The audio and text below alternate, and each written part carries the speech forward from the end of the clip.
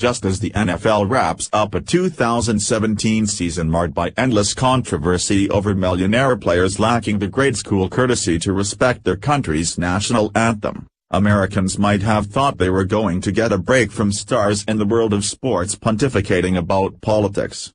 But now one of the biggest names in the NBA, the coach of the 2017 championship team, is making it clear the country can expect more of the same through the next NBA championships in June.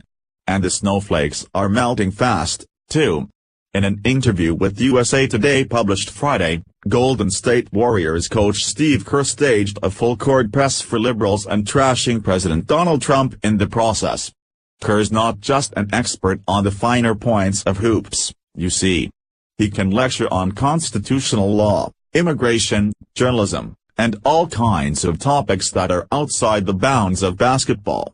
Trending, CNN caught failing to report one of the biggest world stories in years. The interview's introductory paragraphs made it clear for readers where this going from the beginning. The 52-year-old former player has been loud in his opposition to President Trump, one reason the team won't make a customary visit to the White House to be recognized for its 2017 NBA championship. The logical time would be late February, when they play the Washington Wizards. After criticism from current players, Trump in late September preemptively uninvited them. Okay, so Kerr isn't like Trump, nothing new about that. In an interview with a Sports Illustrated writer in May, he called the president the blowhard who's ill-suited to hold the office. But now he's seeing an assault on our institutions and on our core values as a country as a result of the Trump administration.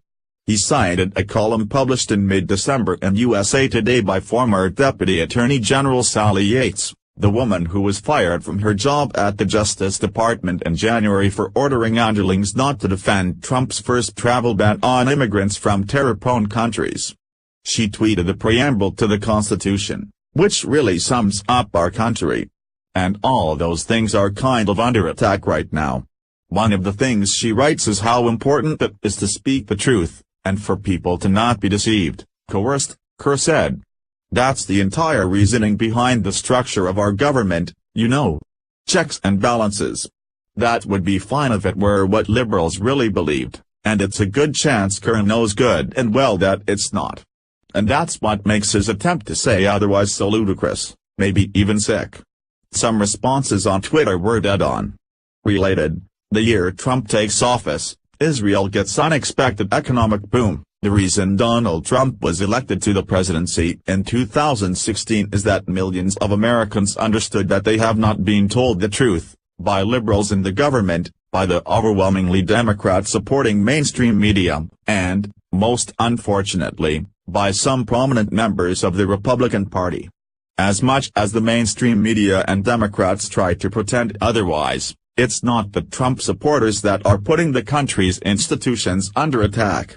It's that the country's institutions, checks and balances, the free press, the independent judiciary, law enforcement, the constitutional principles of federalism and states' rights, have been under attack so relentlessly and for so long that it's come to be seen as the norm. What the Trump victory in 2016 accomplished was a reminder that ordinary Americans, who care about the freedom the country was built on, are capable of resisting the statism boosted by the neo-fascists of the New Left, and their increasing power in the Democrat Party. Kerr, Yates and the entire liberal media industrial complex have it exactly backwards. It isn't Trump and his supporters that put America under attack. It was the legacy of the Obama presidency that did, and would have continued under, God forbid, Hillary Clinton as his successor.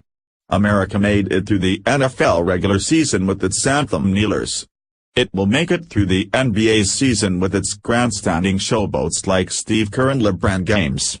Because thanks to Trump and the White House, the snowflakes are, for now, still out in the cold.